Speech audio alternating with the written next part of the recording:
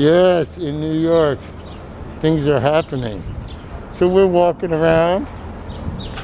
I want to show you, there's a whole bunch of these buildings in my neighborhood. I'm going to take my mask off. There's a whole bunch of these. These are all old synagogues that have all been converted into churches for many years. Oh, springtime in the East Village. This beautiful park. This is my neighborhood. We're on the corner of 4th Street and Avenue C. I live over on 3rd Street and Avenue C. And it's just, this neighborhood is so glorious as the trees, just everything come into bloom. It's really kind of amazingly beautiful. But now I'm going to take you, oh, look at this. All these gardens used to be abandoned lots, junkies, and they were being warehoused so that the landlords would not fix them up. They were just waiting for gentrification times. Well, what the genius people of the Lower East Side did,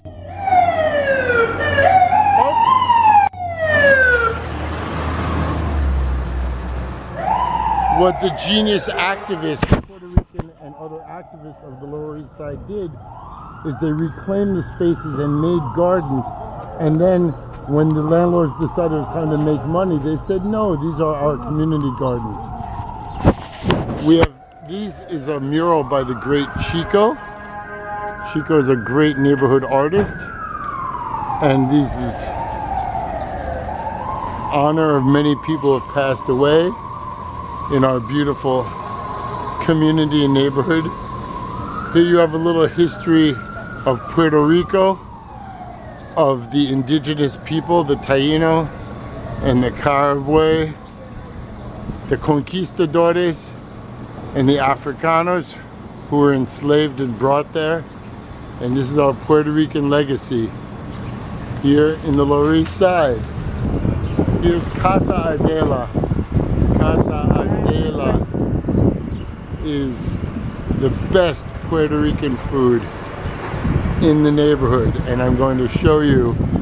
Oh, you see the flags and the lechuga and the lettuce, but the most important thing, the chicken. The chicken at Casa Adela. Oh my God, this chicken is the greatest.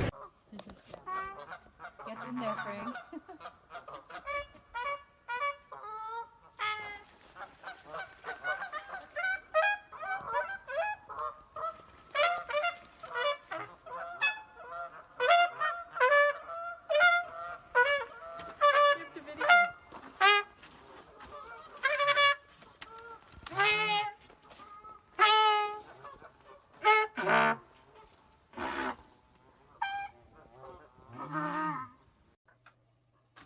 All right, welcome to Sama. If you've been watching for a while, you're wondering what the hell is going on with this. It's our guest tonight. Yeah, his name is Frank London, and he co-founded the Klezmatics. He's an amazing trumpet player.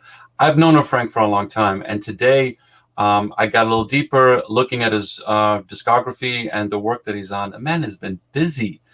He, of course, we're talking about the Klezmatics. He also Grammy-award winning trumpeter-composer and leads the Glass House Orchestra, Frank London's Klezmer Brass Allstars, Shekhina Big Band, Sharabi with Deep Singh, Ahava Raba with Yanky Lemmer. He's worked with John Zorn, Karen O, Itzhak Perlman, Pink freaking Floyd, LL Cool J, we'll talk about that in a bit, Mel Tormé, Lester Bowie, LaMonte Young, They Might Be Giants, David Byrne, Jane Siberry, Ben Folds 5, go back to the 90s there. He's been on over 500 records and was featured in Sex in the City. I gotta watch that. We watch that episode again. And let's see. His compositions include the Yiddish-Cuban opera Memory of Fire with Elise Thoron, Salomé, Women of Valor with Adeena Karasick, folk opera A Night in the Old Marketplace with Alex Aron and Glen Berger, Green Violin, 101 Voices Symphony for a New America, and Antoni Kirchner's I Dubuk. Frank London is here right now, and we're going to introduce him now. Hey, Frank. Hey, Derek. Glad Frank, to be here. It's all about the chicken, right? It's all about the chicken. It's all about the chicken. It's all about the chicken. I mean, between Casa Adela and, if our neighborhood is being gentrified so quickly, but if they ever leave, it'll kind of be the end of the neighborhood. Your neighborhood is, of course, the East Village, and thank you for sharing that. That was just shot a little while ago as we're going through this odd time. Of course, we've been in a pandemic, and now we're going into something else, and it's been interesting. We've got a lot to talk about. It's very interesting, but let's start with people. Okay, so I watched somebody walk through the East Village, and then this guy was playing horns with geese, waterfowl. Let's see what happens when this artist is actually playing. This is, we're going to play the first video right now. You're going to be performing live. Awesome, which is great. This is Sama. I'm Derek Mazzoni. Hey, everybody, with Frank London. And we're now watching the first video. This was filmed during lockdown in the pandemic up on a rooftop. Tell us just a quick thing about this song and this video before we start. Okay, I want to do things quickly, but nothing is quick because everything is complicated, and that's how we like it. Okay, we like it complicated. So here we are. Normally in June we'd be in Krakow for the Krakow Festival of Jewish Culture. Mm-hmm. There was no live Krakow Festival of Jewish Culture this year. They asked me to do something for them from New York. We did the only thing we could in the midst of the pandemic, and this is also in June. So there were Black Lives Matters riots on the streets. I was in many of them. I have other videos about that. But so if you actually could tip the camera off the rooftop, you would see people walking by running by in the street and protesting. We had to move the entire session over so everyone could get home before the curfew. And yet, this is the first time that most of the people had played with other live musicians in like 4 months, and the energy is insane. So it's the Klezmer Brass Allstars, and we featured 4 singers in the concert. But on this clip, it's Lawrence Glamberg, who's the lead singer of the Klezmatics, who I've worked with in dozens of projects, who's been a guest on your show. I know he's really amazing. And this is a beautiful Hasidic song of praise. Because as you and I were talking about, Derek, spirituality is at the essence of who we are. And within the Jewish tradition, so many things are said through the word of God. And yet for those of us who maybe have a different impression of what God may or may not mean, we use this as a living metaphor. So when we praise God, we are praising existence. We're praising the universe. We're praising everything. We're being thankful. We're being thankful for everything, and whether we believe that it has a meaning, it's been given to us by something, or if it just is, or if it's, just because we might not believe in a God doesn't make us nihilists. We are thankful and we are blessed. And here's Lawrence Glamberg with the Klezmer Brass Allstars singing Eliata. Eliata. Thank you. We're gonna have fun today. Oh, before we start, where's the glass? Oh. Okay, and speaking of Krakow, this is from Gdansk. This is from the city of my birth. And you were born in Gdansk? Yeah, I was born in Gdansk. Oh, well, we can talk about Gdansk because I've done many projects there also. Oh, it's so good. So, raise the glass. Wow, that looks so good.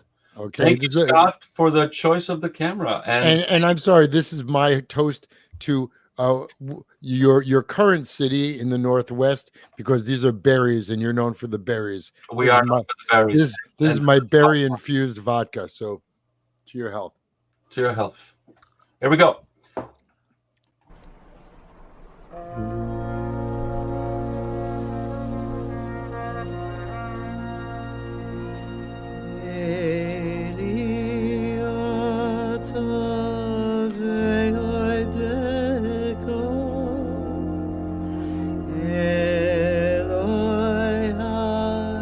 Aron.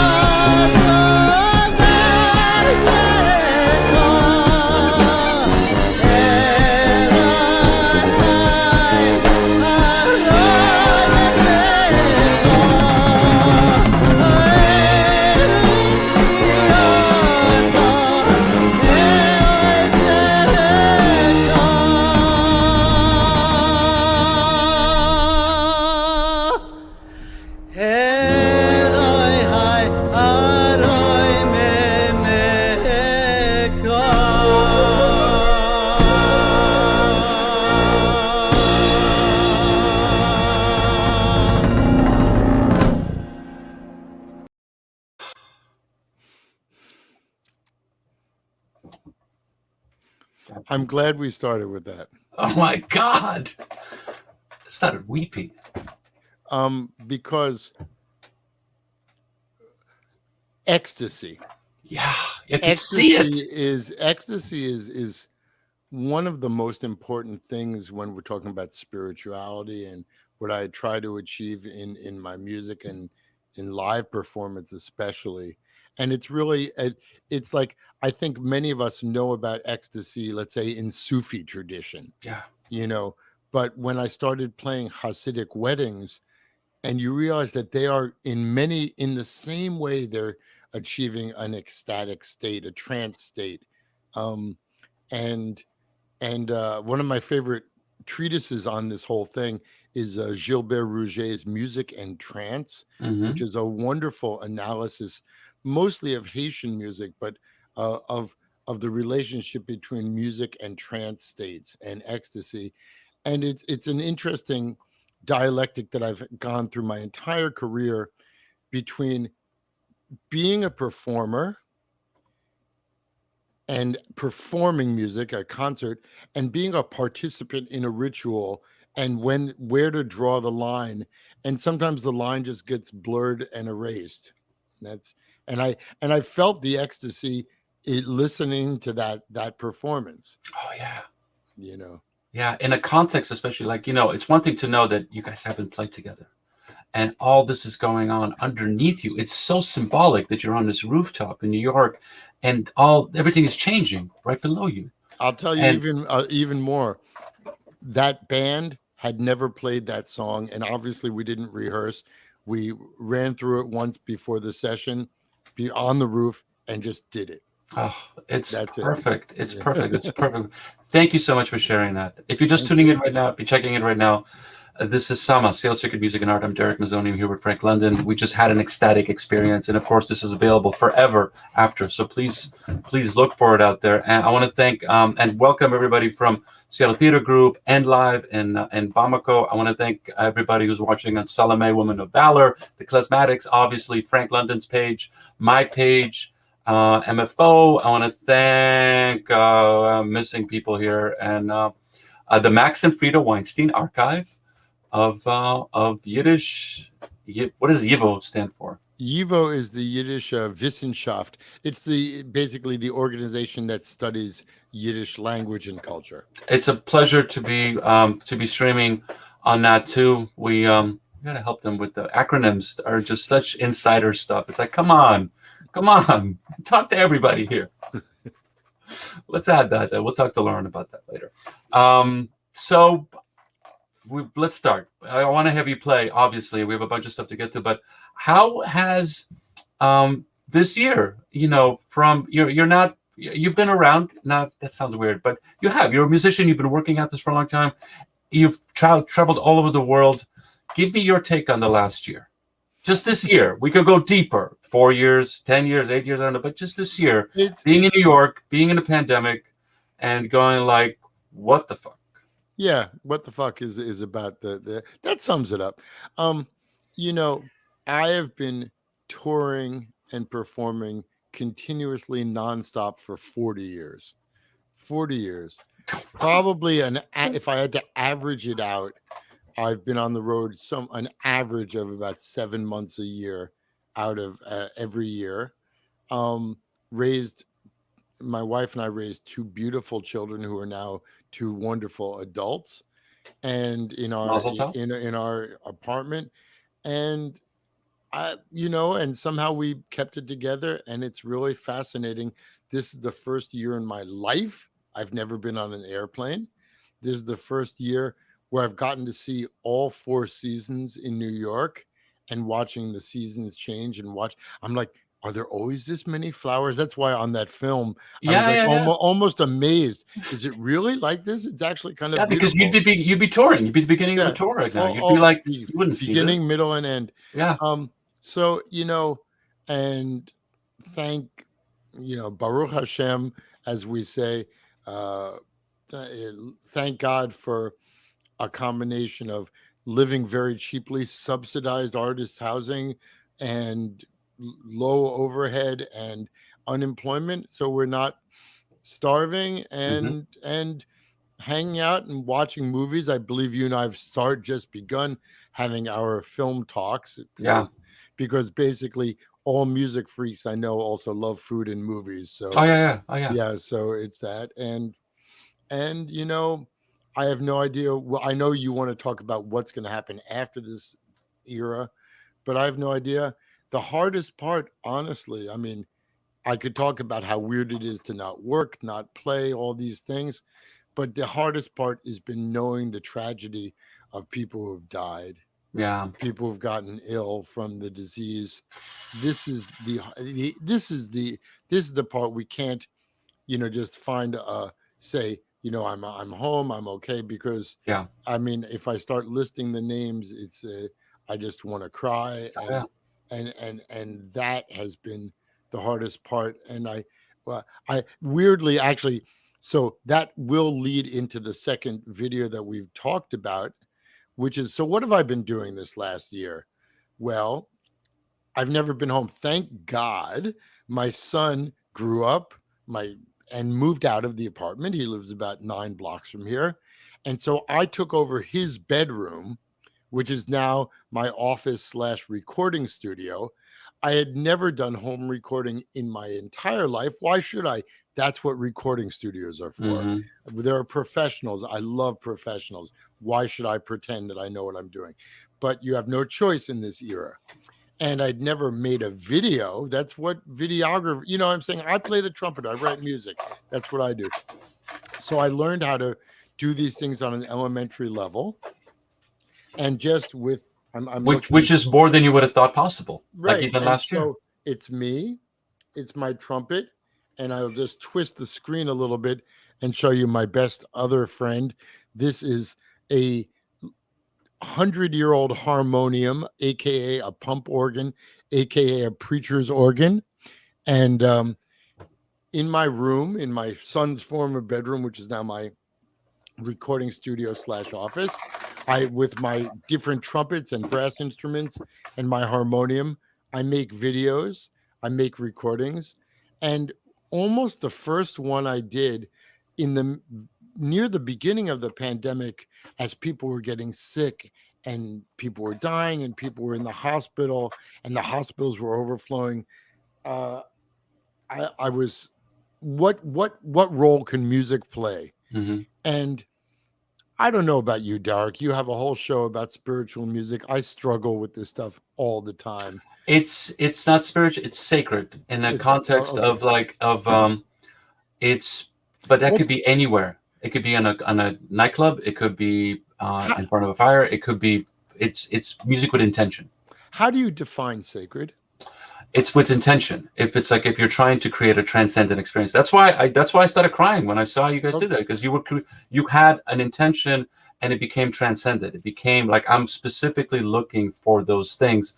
I want people to cry at shows, not because they're sad, but I want music that tries to create a release, that tries to create a Cathartic catharsis experience, so that people can actually remember it and have it guide their next moves in their life.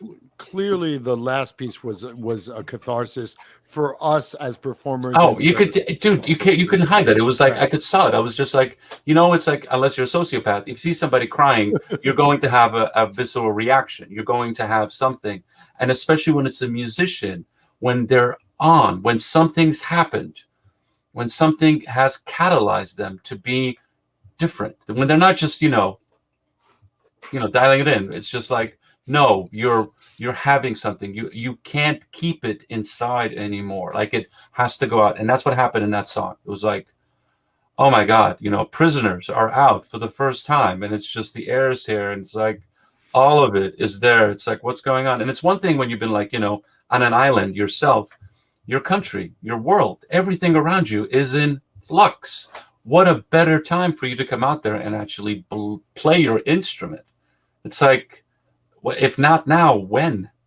If this doesn't motivate you, then maybe you made some mistakes in your choices. But this is the thing. Does that make sense? It totally does. So what I was going to say is, so the previous thing had that in a very extrovert way. The next piece, which I did in my room, The magic room. The magic room is very introverted. It's just me on trumpet and harmonium, and it's almost a meditation. But the sacredness is exactly as you describe. It's the intentionality, and often I take these prayers and the traditional. I mean, because I'm constantly exploring history and learning, and then bringing it forward. That's kind of my that's as Ben Mandelson said, forward in every direction. And so that's good. Yes, forward. Actually, it's forward in all directions. So this prayer, Misha Berach, is a prayer for healing. It's said, it's recited, sung, or chanted, is whenever someone is sick. And since so many people are and were, I was sort of, my intention was the collective wish for healing. And then I sort of put a translation gloss under the performance. And the melody I'm playing is taken from a classic, like a 90-year-old recording of a sacred singer singing this prayer. This is my adaptation. So the intentionality is that. And I've just been making these and putting them on the internet, and people find them, and they try to they identify with the intentionality. Perfect. Okay. Well, we'll put links and everything once we're done. But right now, let's enjoy this right now. This is Sama, Seattle Sacred Music and Art, Frank London. This is going to be good.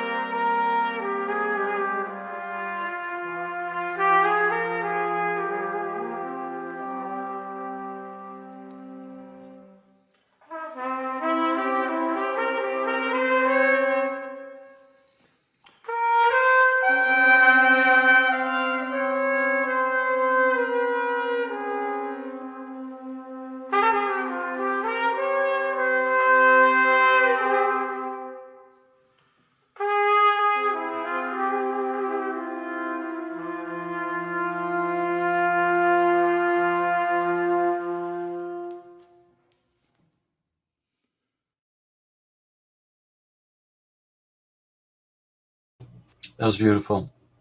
Thank you. Break London on Summer. See, I'll check it. Music and art.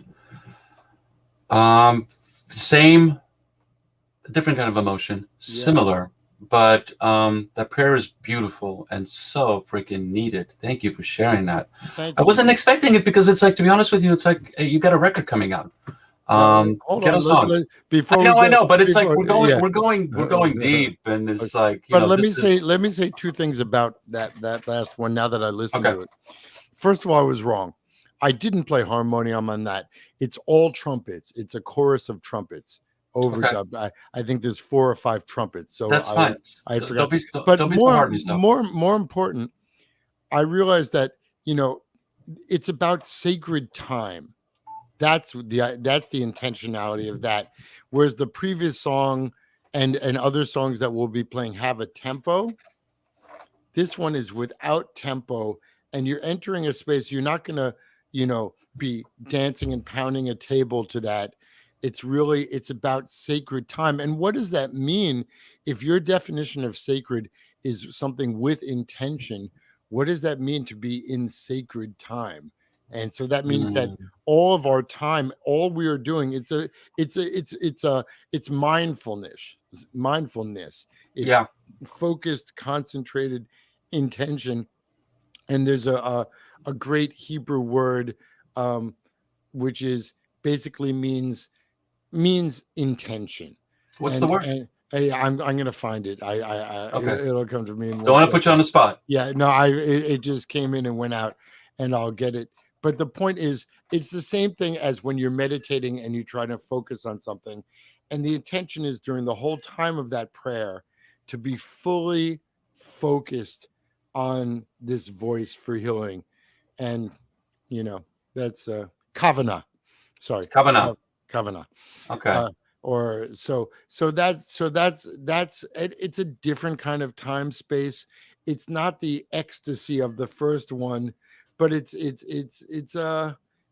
maybe more Buddhist than Sufi if we had to look at it from that point of view. Okay, but yes, I have a new album coming out, and I'm really thrilled because I've lived my life under the mantra or the credo of all I need for anything is a budget and a deadline, and then I can do anything that's necessary.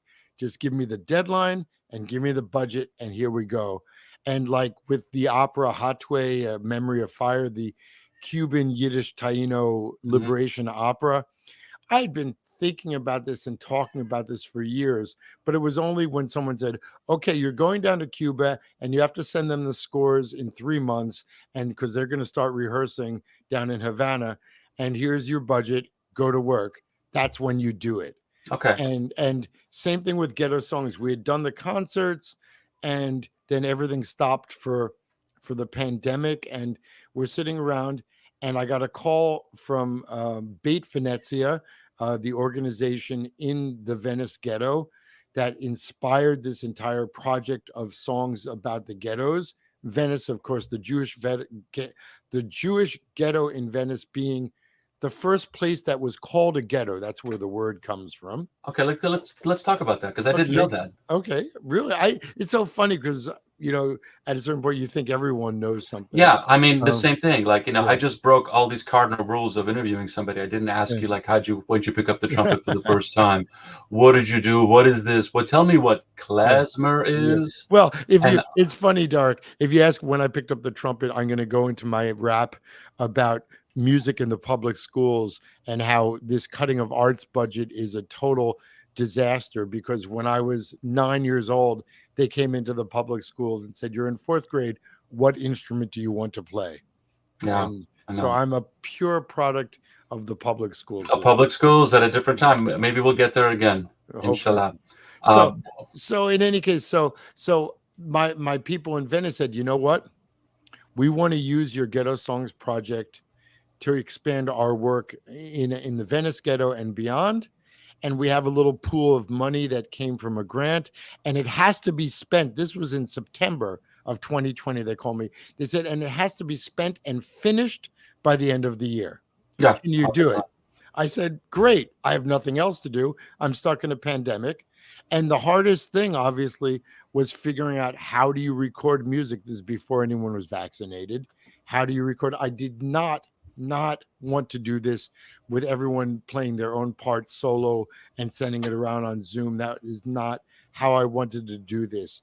And we figured out a safe, a responsible way to be together. And it was, again, such a blessing.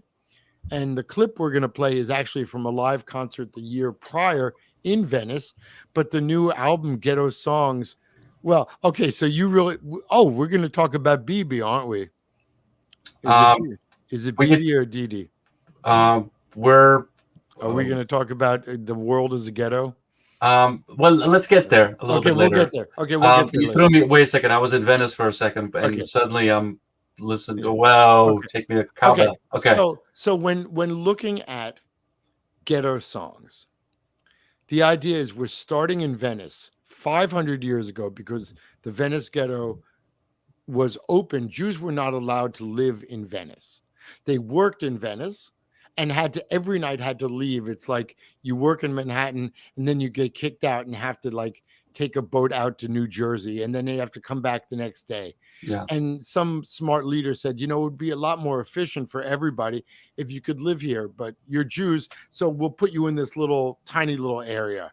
And since it used to be a metal foundry, in other words, it was what do we call them? A something site, a Superfund site, essentially. Yeah. It was a Superfund site of the 16th century. And the Italian word of the day for a foundry was ghetto. They called this the ghetto because it was on the site of this old polluted metal foundry. So, as always, the poor people, the people who are living in ghettos are stuck in the worst possible place. But actually, in this case, it was an opening up. It wasn't like the ghettos like the townships in South Africa or the Jewish ghettos in Poland, which were essentially places to ruin people and kill them and limit them. In this case, it was actually an opening up. They said, well, you have to live here, but you can stay in the city. So it was actually weirdly a positive thing. Okay, let's get to the song. Get to the song. So very short. I'm sorry, I talk too much, but no, it's okay. Okay. So what's interesting is we have other songs on the Ghetto Song record which are written by Jews who were in the Venice ghetto 500 years ago. This song is written by Benedetto. It's not written, sorry. This song was collected by Benedetto Marcello, who was a composer in Italy in the 16th, 17th century, who was fixated on Jewish music. Okay. And he would go into the ghettos, into the synagogues, listen to the prayers, and write down, transcribe the songs that they were singing. Through the works of Benedetto Marcello, we know what Jewish music sounded like in the ghetto 500 years ago. Wow. And so then he added his own harmonization, but I took his music, meaning his transcription of this prayer, of the way it was sung 500 years ago. I looked at his harmonization. I used some of it. I changed some of it, used my own, whatever. And so it's really an encounter across eras. And we don't really know how much older this melody is. It could have been sung this way for 500 years before that, but we know it was notated 500 years ago by Marcello. This is the prayer Ma'ot Sur, which every Jew sings on Hanukkah. It's known in America, in English, as Rock of Ages. And I grew up with Rock of Ages, let our song, da, da, da, da, da, da. Something like that. Is a terrible melody. Actually, I shouldn't say that. It's a German Lutheran melody. Isn't it funny? This is just how history works. Yeah.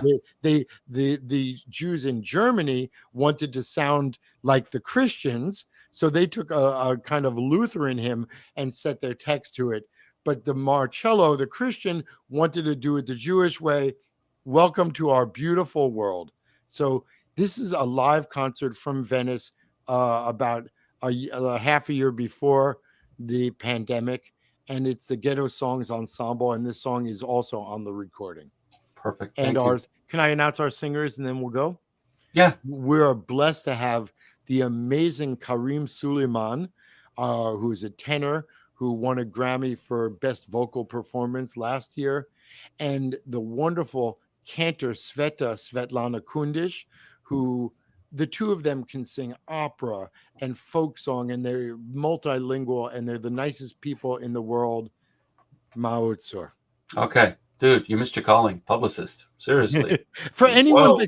for anyone except myself. I can't. Yeah, I know. I was like, you this is your bio. This is you give me a know. paragraph.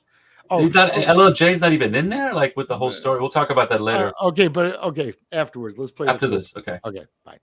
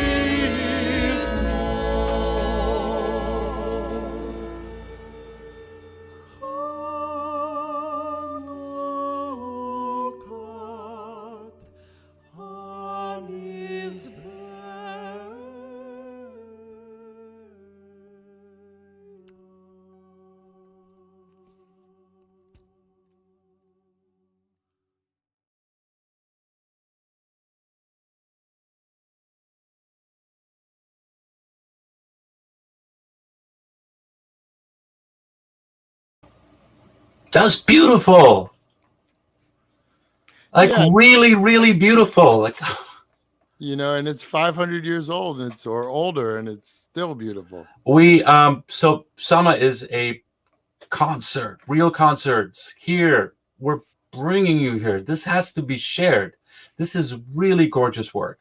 Frank, well done. Like literally, I was thinking, okay, let's talk about Pink Floyd, talk about Cool J. I don't care about that anymore. I want to know what you're doing now and what more will come from this, because this is beautiful work. Really well done. And to your point, what forward in all directions. Who said that again? I'm spacing. I want to credit. Ben Mendelsohn. Ben Mendelsohn. That's beautiful. AKA Hijaz Mustafa. Okay. Let me just say one back announcing thing that I remembered listening to that. Mm-hmm. My background is in African American music, jazz, and improvisation. My most important teachers, like Brother who taught sound awareness, and Jackie Byard. That's my background. And I was always attracted to what they called free jazz and energy music, because it was sacred in that it had an intention. The intention was about liberation. The intention was making the world a politically, socially better place, fighting oppression. And the sound had energy. And maybe the most quintessential spokesperson with his horn was the tenor player Albert Ayler. Yeah. And it's funny, I've always felt the same energy in Albert Ayler's music that I feel in the same energy in some of this spiritual religious music. And that's why in the second half of that performance, I'm often putting these two energies together, because they are the same energy, the energy of the spiritual song and the energy of the free jazz, and the intentionality is there to make things to heal and to give us strength to fight oppression. So that's perfect. No, that's perfect. And it's actually it's I'm not a player, but it's my background, because when I grew up in Boston, a big shout out to Mike, who's watching right now. At WMFO at Tufts University, we had Butch Morris in as artist in residence. We did shows with Ornette Coleman, Don Cherry, and I did a jazz show on Radio Free Jazz there. And so you're right, you're completely right. And it's like, you do that period and then you go for life and stuff happens, and to come back to that and to hear that expressed by an artist in such a complex way. I'm not blowing smoke up your ass or anything like that, but it's really wonderful to hear those aspects of it. Like when you say Albert Ayler, kids love it. Like Radiohead is a manifestation of Albert Ayler. It's just wonderful to hear that pedigree and that the foundation. Sorry, finish. That it's that pedigree. But let's not go into the past right now. Let's go. Yeah, hold on. What year did you leave Boston? I left Boston in 92. Okay, so first of all, we overlapped in Boston. Okay. But do you remember one of my many mentors and friends and teachers, the Reverend Dr. Mark Harvey? Does that name mean anything to you? It does, but I don't know why. Mark Harvey was the jazz minister. He would do the all-night sacred jazz concerts. Yes. And he introduced me. I mean, he's I believe, I'm not sure, I believe an Episcopalian minister and a free jazz trumpet player. And he leads a big band that works with George Russell and Duke Ellington and sacred music in a church. It was the Aardvark Big Band, and I played with him for many years. And again, this synchronicity between the music and the spirituality and the practice and the work. I mean, they're all intertwined. The work for social justice, the work. I mean, we're not going to have time to play a lot of my other things, but I when I was out on the streets with the protest this summer, I would record what was going on, and the chanting inspired me. It was amazing, and I used that chanting in a composition that I did with a dancer, Crystal Serrano from the Dance Theater of Harlem. And it was kind of a Black Lives Matter dance music piece. So music, dance, spirituality, social action, they're all wrapped together. Mm-hmm. But with this, there's like pieces that come and go, and there's different ways to experience it. But with music, and especially with this, it's something that lingers. It's something that you can replay. You have that moment, but you're walking with it. And it is a form of expression that melds well, almost in an alchemical way, to what's going on around it, and creates a really ridiculously powerful expression of that you don't need to understand the language that it's in. Somebody could look completely different in you, but in creating that piece of art form, they're connecting with you on a multi-layered vibrational level. I don't want, it's like physics. It's like, okay, we're all vibrations and the universe is vibrations. You're able to tap into that and connect with that in some form or another. And in my life, I find that with music, yes, cinema, different kind of experience, dance, different kind of experience, theater, but something about the performance of music and music with theater and all of that together, it just starts something with the vibration, how you feel it, how you resonates in your bones, in your heart, in your ears, obviously, in other ways. Play something live, please. Okay, I am slightly prepared. I'm going to move my camera a little bit so you get to see our lovely harmonium. I'm going to move the microphone. It's not like I prepared anything, but let me just start just by what I do a lot, which is just a little bit of a meditation. And then we'll get into the other big ghetto moment. But first.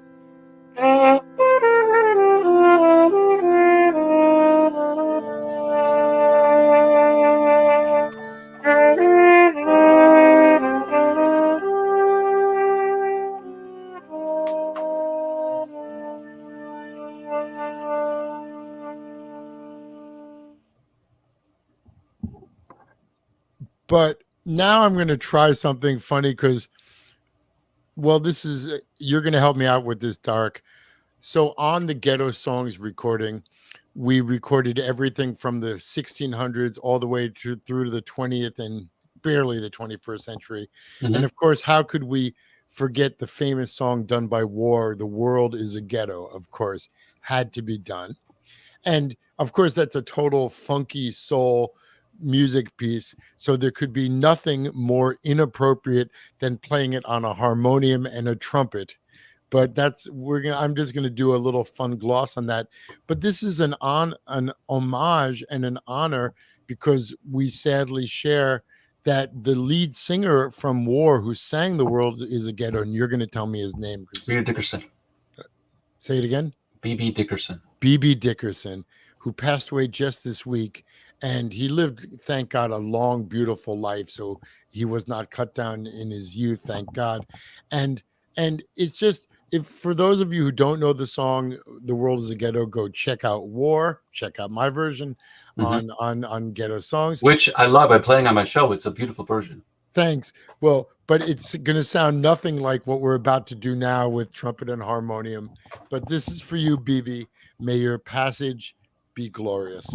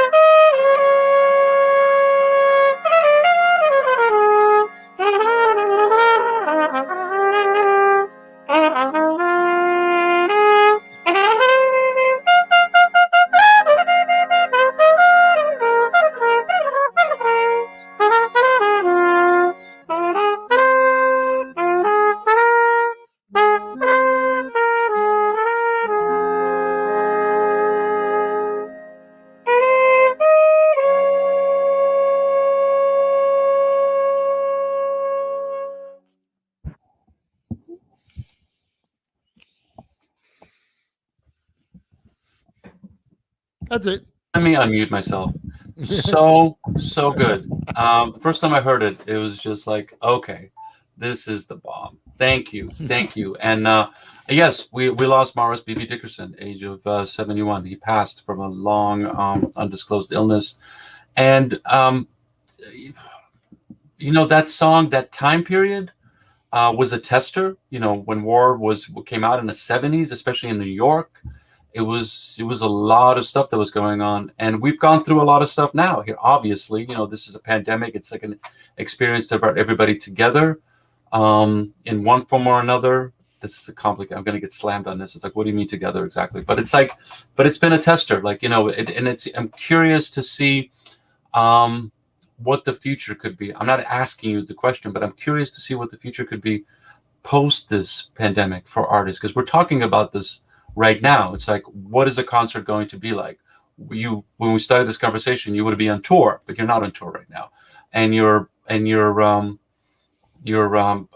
digging in, finding stuff. You're producing your own work. You're producing your own content in your own room at your apartment in New York City, something you would not have planned on to do before. And but your role is to share your work and to share that experience and to share and to help people figure out how to live their lives. Not as a coach, but as a touchstone, as a musician that has, we're covering a lot of stuff here, Frank London. We're covering the story of life, and it's different than when you're 17 playing out. It's like, I'm gonna get girls, I'm gonna get boys. It's gonna be great. We're a rock star. This is an interesting experience to go through as an artist with some pedigree,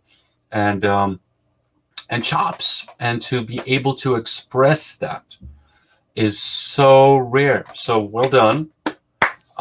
It's a magical trait. I can't imagine it, where it's like, my heart is feeling this, and I'm going to put that out in a way where everybody can understand. That's the intention of Sama, and to find somebody like you and to present that's amazing. But I'm going to throw a quick question at you. When did you know you had it? When did you know where, like, oh, wait, I could do this in that way? You could play chords. Great. I throw a rock in Seattle, I'm going to hit somebody that knows how to play chords. But when did you know that you could actually, go to God, whatever that is, come down and create something which is the voice and the art of God?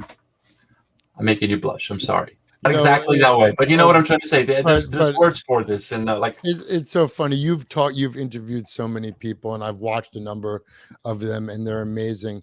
And I see people who can field questions like this with such aplomb and such dignity, and I'm sadly not one of them. I just remember the first time I ever saw The Simpsons. Okay. And this was many years ago. I love Matt Groening. Isn't he also isn't he a local your way? He I don't know where he probably is in LA right now, because you have to be in LA. But the first TV episode I remember, God knows how many years that was. And you remember how almost at the beginning of every episode, Bart is writing at the blackboard, like his teachers made him write something 50 times. Yeah. And he's writing, I will not fake my way through life. I will not fake my way through life. I will not fake my way through life. And I just lost it, because, you can look at it anyway. I always feel like I'm faking my way through life. No, hold on. You asked the question. Give me a moment. All right. Yeah, because I never felt like I had it. I could say the same thing in a more a different, more dignified way by saying I am a perpetual student. I'm always learning from others. I'm always listening. I'm always trying to grow. And yet at the same time, one of my friends, teachers, employers, and heroes, how's that for a big foursome, was the great trumpeter Lester Bowie of the Art Ensemble of Chicago. I was blessed to actually play in the Brass Fantasy for a number of years. Yeah. I know you can't fit everything in the bio. You would know. This is seminal. So, and Lester, as you know, called himself the Great Pretender. And the thing was, you never knew. He was the embodiment of what they call in kind of mythology and in many traditions, the trickster. Mm-hmm. The trickster. So, he would come out and you never knew, did he have it, or was he faking it, or both, or neither? And so the question is really, Derek, the question is not when, do I have it? Am I faking my way through life? Is it pretend? Is it something blessed? And it's none of that. It's just doing. And Okay. I think that's all I can do. And I just am thankful that I've been able to keep on doing and to translate ideas into pieces. And I would say that the key to everything I do is listening to others, listening deeply, listening to what they say, to what they play, to the sound, and just listening and then just trying to be open and absorb. And I'm not going to be like there are another musicians who, again, I'm not, every musician or every artist has their own way of describing it. I know another one who says, I am just a vessel. Okay. Yeah. I hear that a lot. Yeah. And I think so whether you're a faker or a pretender or a vessel or touched by the deity or whatever, I tend to look at myself as just a working class musician who does the job. Doesn't make a difference. We all are trying to find a way to explain something that is ultimately probably beyond words. It's beyond words. And the truth is, and I've thought about this a lot. You know how they talk about spiritual disciplines? Yeah. Like so-and-so is studying, a Buddhist meditation as a spiritual discipline or fasting a spiritual practice. No. But I'm using the word discipline specifically. Okay. Or practice is another good one, because really at a certain point, there's all these things, but there's also the craft. There's also, and it's never about virtuosity for its own sake. Virtuosity for me and for the artists who I respect and love is only to give someone the ability to transmit whatever the thing that they are the vehicle for. Mm-hmm. You can't just be a vessel without actually the discipline. So all the hours spent playing long tones and working on breathing exercises allow me, and listening and studying, and you know what? It's so much fun. You wouldn't be fun. Yeah, you wouldn't be doing it if it wasn't. It sounds like you're. Yeah, I get it. You could see, you could hear it, and you can see it. But to walk into a room with whether it's LL Cool J or Esma Rajepova or an entire student ensemble in Seoul, Korea of 30 Korean traditional musicians, and to teach them and to work in situations where we have no common language and I can only communicate through music, and we do it and we make things happen. Yeah. And it's kind of, and you come out and you say, how did that happen? I have no idea. We just did it. You just did it. You just force of will. So Frank London. That was a long answer. That's a long answer. You do know when you had it. And I wanted to hear that. But okay, so we're an hour 5, which is a little over, but it's fine. Right, we're in a pandemic. What are we gonna wrap up with? I wanna play our last track. Well, we it's as if we planned it, because the last track is called The Future.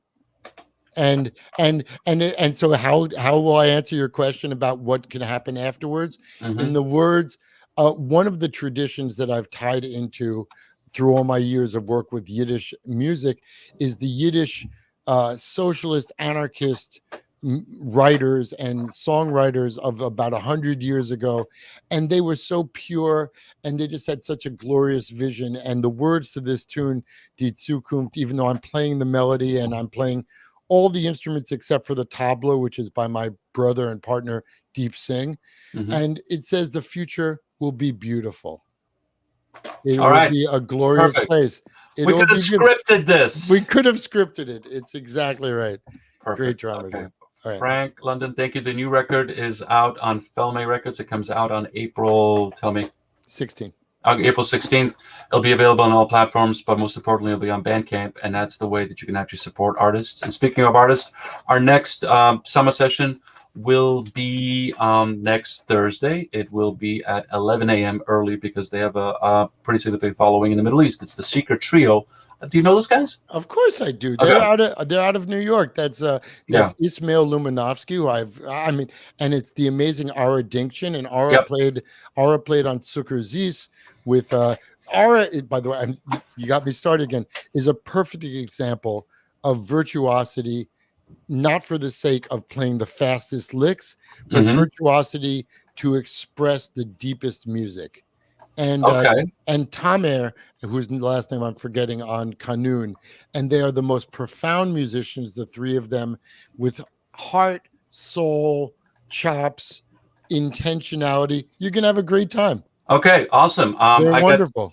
I got turned on to them when I helped with the Drum fundraiser. And there you go. And so let me see. Can I bring them in yet? Oh, there they are. Oh, I guess I can't figure out how to do that exactly. Oh, wait, I know.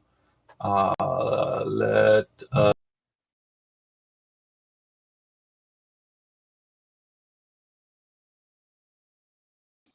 you back to us. They'll be here next. They'll be there. Can't believe that. They're not going anywhere, but they'll be here next Thursday. I want to thank STG. I want to thank NLive. I want to thank everybody. Please send my love to all three of them. I shall.